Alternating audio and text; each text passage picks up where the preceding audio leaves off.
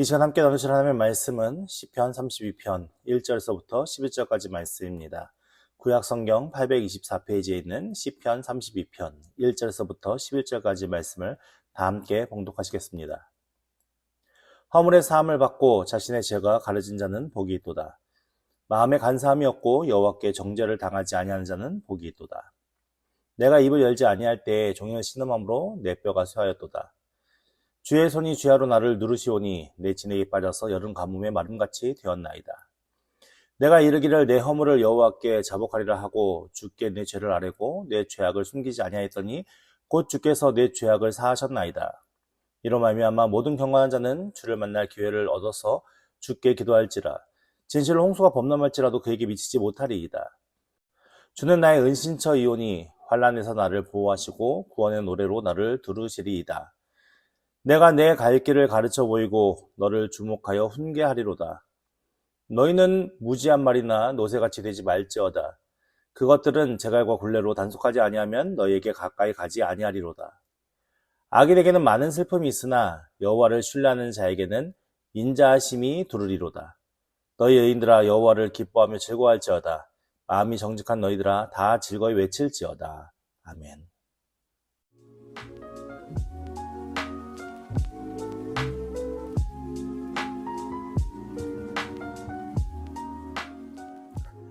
오늘 시편 32편의 말씀은 우리 표지에 보면은 다윗의 마스길이라고 표현되어 있습니다. 이 마스길이라는 단어의 의미는 교훈하다, 훈계하다 이런 의미가 담겨져 있거든요. 그러니까 어떻게 보면 이게 다윗의 어떤 교훈과 훈계 내용을 담은 시로 되어 있는 것인데 사실은 이건 시 분류로는 비타인 시로 분류되어 있거든요. 비타인 시로 분류되어 있는 이유 중에 하나가 뭐냐면 다윗이 범죄함을 말미암아 그가 받았던 고통과 그 괴로움 속에서 하나님이 어떻게 구원해 주셨는지에 대한 그 내용이 담겨있기 때문에 그렇습니다.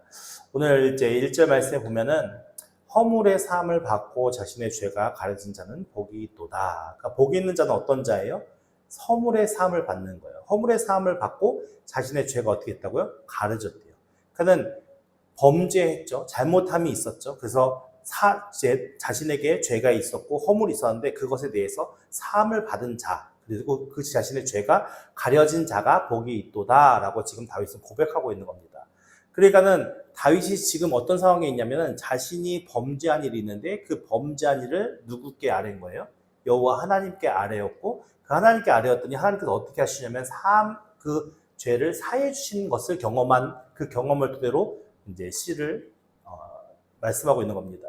그래서 허물의 사함을 받고 내 죄가 하나님 앞에 사함받은 것이 얼마나 복된 일인지에 대해서 이제 설명해 나가는 건데요. 2절 말씀에 마음에 간사함이 없고 여호와께 정죄 당하지 아니한 자는 어떤 무엇이 있대요? 복이 있다. 그러니까 우리가 하나님 앞에 서는 것의 가장 기준은 뭐냐면 죄가 있느냐 없느냐의 문제인 거예요. 죄가 있는 자는 하나님 앞에 바르게 설 수 있어요, 없어요? 없어요. 그 하나님을 만날 수도 없고 그 하나님과 함께 할 수 없어요. 그 죄의 문제를 해결해야 되는 거예요. 근데 그 죄의 문제는 누가 해결해 줄 수 있는 거예요, 유일하게? 여호와 하나님만이 해결해 줄 수 있는 거예요. 그 하나님 앞에 자신이 지은 죄를 하나님 앞에 용서를 구하고 사함을 받아야 되는 것이고, 오늘 신약 시대를 살고 있는 우리의 모든 죄는 누가 해결해 주신 거예요? 예수 그리스도가 해결해 주신 거예요. 예수 그리스도가 십자가를 지심으로 말미암아 우리의 죄의 문제들을 다 해결해 주신 거죠. 그러니까는 우리가 죄를 안고 사는 것과 죄가 용서함을 받아 사는 것의 차이가 무엇인지를 이제 알 수 있는데, 하나님 앞에 정죄당하지 않는 자는 어떤 자냐 말씀하고 있습니까? 마음에 간사함이 없는 거예요.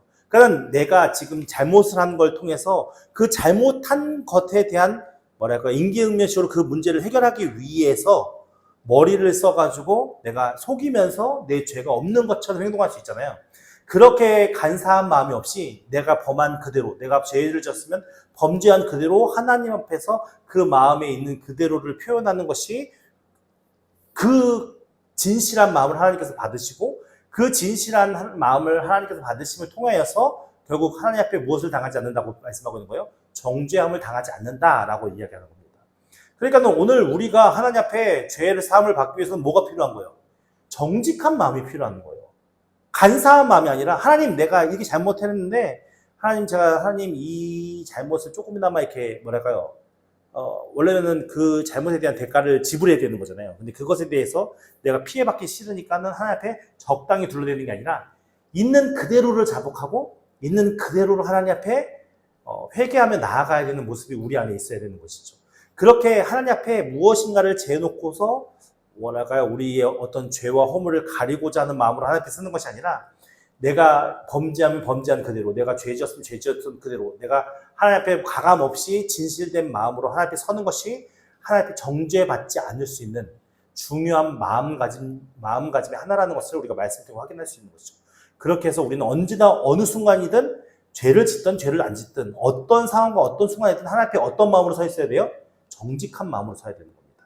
간사한 마음으로 쓰지 마시고 어떤 가려진 마음으로 쓰지 마시고 어떤 하나님의 비유를 맞추기 위해서 내가 무슨 행동을 한다 이런 마음으로 쓰지 마시고 있는 그대로의 마음으로 하나님 앞에 서는 은혜가 있기를 예수님을 축원합니다. 그러면서 3절 말씀에 내가 입을 열지 아니할 때, 내가 입을 열지 아니할 때는 어떤 때를 말씀하고 있는 겁니까? 범죄했음에도 불구하고 회개하지 않았을 때, 내가 하나님 앞에 내 죄를 자복하지 않았을 때를 얘기하는 거예요. 내가 그렇게 하나님 앞에 범죄를 했는데 하나님 앞에 자복하지 않았을 때는 종이는 어떤 마음이 든다고요? 아픈 사람이 끙끙 앓는 것처럼 내가 신음하는 거예요. 근데 그 신음이 얼마나 고통스럽고 얼마나 힘드냐면 내 뼈가 다 사가 없어지는 것 같은 느낌인 거예요. 내 뼈가 다 녹아버리는 것 같은 느낌인 거죠. 그러니까는 우리가 어떤 큰 잘못을 하고 사람을 속일 때도 얼마나 마음이 두근두근하고 얼마나 마음이 괴롭습니까? 근데 하나님 앞에 범죄했는데 아무런 양심의 가책이 없다? 그 사람이 하나님을 아는 사람일까요? 그렇지 않죠. 하나님 앞에 범죄했으면 더 우리 마음이 편치 않을 마음일 거예요. 그러니까 그것을 두근두근하고 무서운 그 마음, 하나님께서 나를 하나님 앞에 진노함을 받지 않을까? 하나님 앞에 내가 벌을 받지 않을까? 하나님 앞에 내가 오히려 그런 마음들 때문에 하나님 앞에 진실되게 고백하지 못하는 마음이 생길 수도 있겠죠. 근데 그것은 성경 간사한 마음이라고 표현하고 있거든요. 그러니까는 우리가 범죄했으면 범죄한 것을 자꾸만 숨기고 어떻게 보면 무마시키려고 노력하는 것이 아니라 범죄한 그것을 하나님께 빨리 고하는 것이 지혜로운 자의 행동일 수 있겠죠. 근데 다윗이 지금 고백하는 거예요. 내가 그렇게 하나님 앞에 범죄함을 고백하지 못했을 때에는 내가 종일토록 신음했고 내 뼈가 진짜 쇠해지도록 약해지고 힘들고 고통스러웠어 라고 지금 말씀하고 있는 겁니다. 이 4절 말씀에 보니까 주의 손으로 나를 어떻게 해요? 누르시는 거예요. 그러니까 하나님께서 나에게 계속 무엇 하는 거예요? 회개하라고, 하나님 앞에 자복하라고 계속 나를 어떻게 해요? 푸시하는 거죠. 누르시는 거예요. 계속 나를. 그러니까는 나를 계속 누르다 보니까는 내가 나의 삶이 평안한 삶을 살아가겠습니까? 아니면 그렇지 않는 못한 삶을 살겠습니까? 괴로운 삶을 살 수밖에 없어요. 근데 그 괴로움이 얼마나 큰 괴로움이었냐면은 내 몸에 있는 모든 수분이 다 빠져나가서 여기서 진액은 나의 생명력을 얘기하는 거거든요. 생명력. 그러니까 나의 생명력이 다 빠져나가서 진짜 메마른 가지처럼 그렇게 생명력 없는 내 자신이 되었다라고 고백하고 있는 말씀입니다. 그러니까 다윗이 얼마나 하나님의 계명과 율례와 법도를 지키기 위해서 있었던 사람입니까? 얼마나 하나님과 함께 친밀한 교제를 나누는 것을 중요하게 여겼던 사람입니까? 그랬던 그 사람이 범죄함으로 말미암아서 하나님 앞에 자신이 그 범죄한 것을 다 고백하지 못하고 숨기려고 했었을 때에 본인이 그것을 다 입을 열어 자백하지 못했을 때에 그가 받는 고통이 얼마나 극심했다라는 것을 지금 3절, 4절 말씀을 통해서 다윗은 고백하고 있는 것이죠. 그러니까는 이것이 다윗이 받았던 고통을 통해서 결국은 무엇입니까? 이 시편을 읽는 독자들이 무엇을 알길 원하는 거예요? 범죄했으면 가감없이 진실된 마음으로 하나님께 아뢰서 너희들이 지금 당하고 있는 그 고통에서 벗어나야 함을 말씀하고 있는 것이죠.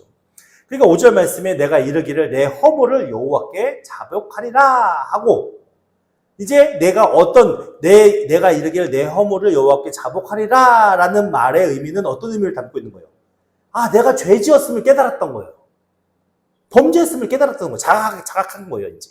아, 내가 이게 죄였구나. 이게 큰 죄구나. 하나님 앞에 내가 고백해야지, 자복해야지 라고 결정을 한 이후에 주께 내 죄를 아뢰고 내 죄악을 숨기지 아니하였더니 진실되게 그 죄악을 하나님 앞에 아뢰었더니 곧 주께서 내 죄악을 어떻게 하셨어요? 네, 사해 주셨어요. 이것을 통해서 우리가 확인할 수 있는 바는 무엇이냐면 하나님은 우리를 범죄에서 벌 주기 위한 하나님이 아니시라는 걸 알 수 있는 거예요. 하나님께서는 이미 용서할 마음이 있고 사해줄 마음이 있으신 거예요. 모든 준비가 되신 거예요, 우리에게. 그럼에 불구하고 우리는 어떤 마음으로 하나님을 대하는 거예요? 무서운 하나님, 두려운 하나님이다 보니까 결국 뭐예요? 그 두려움과 무서움이 하나님 앞에 자복하지 못하게 만들고 또 자복하지 못하는 것으로 인해서 또 다른 죄들을 양산하는 연약함 가운데 서 있는 우리의 모습이 있을 수 있다는 것이죠. 그러니까 그렇게 생각할 필요 없어. 내가 자복하지 않았을 때 보니까 내 삶이 너무나도 비참하고 힘들더라. 그럼 하나님께서는 공의의 하나님이시잖아요. 공의의 하나님께서 범죄한 다윗을 그냥 내버려 두셨겠습니까? 아니요. 하나님께서는 계속 푸시를 하는 거죠. 환경을 어렵게 만들고 그 마음의 불편함을 계속 가하시는 거죠. 왜요?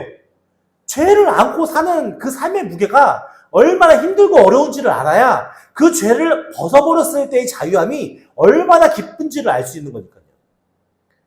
근데 하나님은 우리에게 어떤 걸 원하시는 거예요?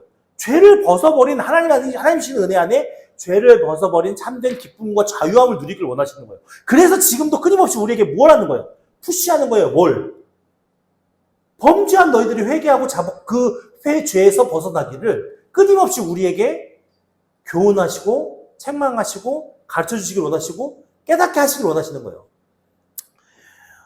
우리가 이제 수요일날 출애굽기의 말씀을 지금 살펴보고 있잖아요. 이제 다음 주부터는 이제 십계명에 대한 말씀을 살펴볼 거예요. 근데 십계명을 제가 이제 준비하다가 이제 어떤 걸 보았냐면은, 여러분, 이스라엘 백성들이 구원받게 하기 위해서 하나님께 십계명을 주십니다. 십계명을 주신 이유가 이스라엘 백성들이 구원에 이르게 하기 위함입니까? 맞습니까? 틀립니까? 이스라엘 백성들은 언제 구원받았죠?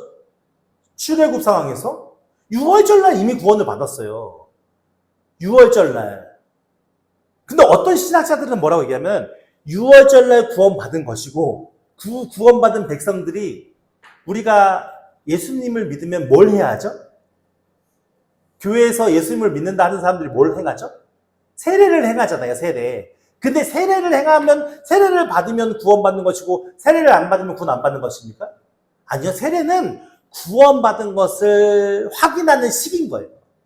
그러니까 이스라엘 백성들이 출애굽 6월절 사건을 통해서 구원받은 것이고 이스라엘 백성들이 홍해를 갈라서 지나가는 것 통해서 세례를 받은 것이다 라고 주장하는 신학자들이 있더라고요. 근데 사실 그렇듯하죠. 그러면서 이스라엘 백성들에게 십계명을 주신 이유는 그 십계명을 통해서 무엇을 하냐? 하나님 나라 백성으로서 어떻게 살아야 하는지에 대한 가이드라인을 하나님께서 제시해 주신 거예요. 그 가이드 안에 있을 때는 이스라엘 백성들이 어떻게 해요? 안전한 거죠. 하나님의 보호하신 가운데. 근데 그 가이드라인을 벗어나면 어떻게 되는 거예요? 위험해지는 거예요. 그러니까 하나님께서는 우리 인간들에게 원하시는 것은 무엇이냐면 우리가 갖고 있는 죄의 문제를 해결하여서 그 하나님이 창조하신 원래 그 에덴 동산 안에서 죄가 없었던 아담과 하와가 그 동산 안에서 모든 것을 다스렸던 것처럼 그 모든 풍족함을 누렸던 것처럼 그렇게 우리가 하나님 나라 안에서 참된 기쁨과 자유함과 안식을 누리길 원하시는데 우리 인간들은 어떻습니까? 하나님 앞에 우리의 모든 걸 맡기길 원합니까? 그렇지 않은 문제인 거죠. 그러니까 자꾸만 우리는 어때요? 범죄하고 숨기고 범죄하고 숨기고 범죄하고 숨기고 이것을 계속 반복적으로 이행하고 있는 거예요. 그러니까 하나님의 의도와 우리가 가진 연약함이 얼마나 그 차이가 크다라는 것을 우리가 알 수 있는 것이죠. 그러니까 다윗이 지금 고백하는 거예요. 내가 죄를 깨달았어. 근데 그 죄를 깨달아서 하나님 앞에 아뢰었더니 하나님께서 바로 내 죄를 사해 주시더라. 지금 그 말씀을 하고 있는 거예요. 그러니까 우리가 자꾸만 죄가 숨겨지는 게 좋은 걸까요? 드러나는 게 좋을 걸까요? 당연히 드러나는 게 좋은 거예요. 그러니까 우리가 신앙생활을 할 때에 어떤 여러 가지 많은 사건과 환경들 속에서도 우리 안에 연약함과 우리 안에 죄악된 모습들이 자꾸만 드러나서 하나님 앞에 자복하고 회개하고 치유함받고 회복되어지는 은혜로 서는 것이 중요한 가운데 있는 거예요. 그러면서 6절 말씀에 보니까 이로 말미암아 모든 경건한 자는 하나님을 잘 섬기는 자들이겠죠. 주를 만날 기회를 얻어서. 그러니까 하나님을 만날 기회라는 것은 결국 무엇이겠습니까? 다윗이 지금 어떤 가운데 있다고요? 죄를 발견하고 죄를 회개했더니 하나님께서 용서해 주셨다라는 것을 고백하고 있잖아요. 그러니까 결국 주를 만날 기회를 얻었다는 것은 결국 무엇을 얘기하는 겁니까? 경건한 자들도 자기 안에 있는 죄가 있는 거예요. 그 죄의 문제를 깨닫게 되었고 그 죄의 문제를 깨달아서 하나님 앞에 자복할 수 있는 기회가 생긴 것이죠. 그래서 그 자복하는 기회가 생겨서 주께 기도할지라도 그렇게 기도를 할 수 있는 사람에게는 그 하나님의 무엇이 있어요? 용서함이 있는 거잖아요. 사함이 있는 거잖아요. 결국 용서함을 받고 사함을 받았다는 것은 그 경건한 자가 누구의 소유라는 거죠? 하나님의 소유라는 거죠. 하나님의 소유가 된 자에게는 진실로 홍수가 범람할지라도 그에게 어떻게 한다고요? 네, 갑자기 홍수가 들이닥친다 할지라도 갑자기 곤란하고 힘든 일이 우리에게 닥친다 할지라도 그 사람을 어떻게 해요? 하나님이 내버려 두시고 징계받고 벌받게 내버려 주시는 것이 아니라 그리고 하나님께서 보호하시고 책임지시고 인도하신다는 거예요. 그러니까 우리가 하나님의 소유가 되느냐 안 되느냐의 가장 중요한 핵심은 어디에 있는 거? 죄의 문제에 있는 거예요. 그 죄의 문제를 해결하기 위해서 하나님께서 누구를 보내주신 거예요? 예수 그리스도를 보내주신 거거든요. 근데 그 예수 그리스도를 우리가 믿지 않는다면 어떻게 우리의 죄의 문제를 해결할 수 있겠어요? 예수 그리스도가 오시지 않았다면 여러분 어떻게 하나님 앞에 바로 설 수 있겠어요? 우리는 그 예수 그리스도가 오셨어요. 근데 그 예수 그리스도가 오셔서 우리의 모든 죄의 문제를 해결했다고 우리는 구원받았다고 우리는 그냥 안주하면 살 수 있을까요? 아니요. 날마다 우리 안에 드러나는 죄의 속성과 연약함을 하나님 앞에 기도하면서 어떻게 해요? 하나님이 우리의 연약함을 회복시키시고 치유해 주시길 원하시는 그런 과정들의 일들을 겪어가면서 우리 믿음이 켜켜켜켜 전던 하나님을 신뢰하는 믿음으로 쌓여져 가는 거예요. 더 진실되게 하나님을 바로 이해하고 알아갈 수 있는 과정의 길을 겪어나가야 하는 것이 우리의 믿음 생활이고 신앙생활이라고 말씀하고 있는 겁니다. 그런 자를 하나님께서 어떻게 하신다고요? 홍수가 범람해도 미치지 못하게 보호하신다라고 말씀하고 있는 겁니다. 그러면서 그런 자들은 주는 나의 무엇이 된다고요? 은신처가 된다. 내가 세상을 살면서 우리가 세상의 모든 일들이 다 잘 되는 건 아니잖아요. 때로는 어려움을 당할 수 있고 때로는 곤란함을 당할 수 있고 때로는 대적들이 우리를 치러 올 수도 있어요. 그럴 때마다 우리는 어떻게 해요? 안전하게 피할 수 있는 도피처가 있어야 되겠죠. 그것이 여호와 하나님이시고 그 하나님께서 우리를 안전하게 보호하시고 책임져 주신다. 환난에서 나를 보호하시고 구원의 노래로 나를 부르시리이다. 결국 구원의 노래는 누가 부르는 겁니까? 하나님이 부르시는 겁니까? 아니면 내가 부르는 겁니까? 내가 부르는 거잖아요. 하나님이 구원해 주셨겠으면 내가 그 구원의 노래를 하나님께서 올려드리는 거 아니겠습니까? 그러니까는 그 구원을 받은 자로 하여금 무엇이 자연스럽게 그들의 입술로 하나님을 찬양할 수 있는 노래를 부를 수 있게끔 누가 역사하신다는 거예요? 여호와 하나님께서 역사하신다는 겁니다. 그게 얼마나 감사한 기쁜 일입니까? 8절 말씀에 내가 내 길을 가르쳐 보이고 너를 주목하여 훈계하리로다. 지금 다윗이 이 글을 읽는 사람들에게 내 갈 길을 가르쳐 보이고 훈계하겠다 지금 말씀하고 있거든요. 그 내용이 무엇이냐면 9절 말씀에 너희는 무지한 말, 이 말이요 지금 제가 말하는 이 말을 얘기하는 게 아니라 동물 말을 얘기하는 거예요. 동물의 그 말이나 노새같이 되지 말지어다. 말이나 노새같이 되지 말라는 이유는 뭐냐면 무지하다라는 거예요. 무지하다라는 말은 무엇을 얘기하는 거냐면 소통이 안 된다는 거예요. 그러니까 여러분은 말이나 노새를 보십시오. 노새를 보면 이리와 하면 옵니까? 저리가 하면 갑니까? 끌고 가 하면 갑니까? 말이 안 통하는 거예요. 말이 안 통하니까는 어떻게 해야 되는 거예요? 그 말에 재갈을 물리고 굴레를 묶어서 결국 어떻게 해요? 통제를 해야 되는 거예요. 그렇게 통제하고 단속하지 않으면 그 말이나 노새가 말을 들어요, 안 들어요? 안 듣는다. 가까이 오지 않는다는 말이에요. 우리가 땡겨야 온다는 거죠. 줄을.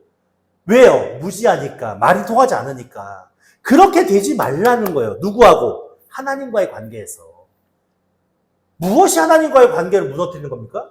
우리의 죄가 하나님과의 관계를 무너뜨리는 거예요. 악인에게는 많은 슬픔이 있으나 여호와를 신뢰하는 자에게는 인자하심이 두루리로다. 악인들이요 맨날 슬픔 가운데 있습니까? 아니요. 때로는 그 악인들이 너무 잘 되는 것 같아요. 너무 승승장구하는 것 같고 너무 많은 혜택을 누리며 살아가는 것 같아요. 근데 종국에는 하나님의 공의 심판대 앞에 설 수밖에 없어요. 그럼 그 심판대 앞에 서는 악인들은 어떤 모습일까요? 예, 두렵고 떨리고 슬픈 모습일 수밖에 없어요. 한탄하는 모습일 수밖에 없어요. 내가 왜 이걸 몰라서 이렇게 많은 죄를 졌지? 아마 그럴 거예요. 그런 상황이 벌어질 거예요. 근데 여호와를 신뢰하는 자들은 어떻겠습니까? 여호와를 신뢰하는 자들은 죄를 안 지을까요? 여호와를 신뢰하는 자도 죄를 지어요. 근데 여호와를 신뢰하는 자들의 특징은 뭡니까? 하나님 앞에 사함을 받은 거잖아요. 그 사함을 받은 자에게는 하나님의 심판대 앞에 섰을 때 무엇을 받을 수 있는 거예요?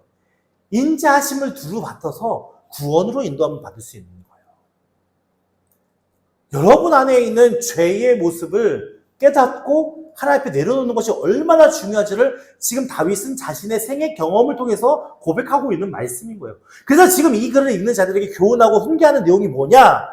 야, 너희가 하나님과의 관계가 절단되게 살면 안 돼. 말이나 노새처럼 그렇게 무지한 관계로 살면 안 돼. 그렇게 통제당하는 모습으로 살면 안 돼.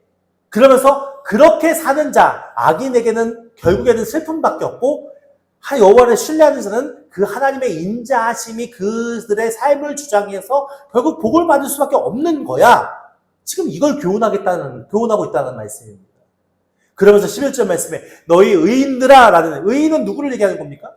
죄가 없는 사람들을 얘기하는 겁니까? 아니요. 하나님을 신뢰한 사람들. 하나님을 믿고 따르는 사람들. 하나님 앞에 가식적이고 간사한 믿음이 아니라 진실된 마음으로 여호와 하나님을 섬기는 사람들. 그들도 죄 지을 수 있어요. 그들도 범죄할 수 있어요. 그럼에도 불구하고 진실된 마음으로 하나님 앞에 자복하면 하나님이 죄를 사해 주신다고 말씀했잖아요.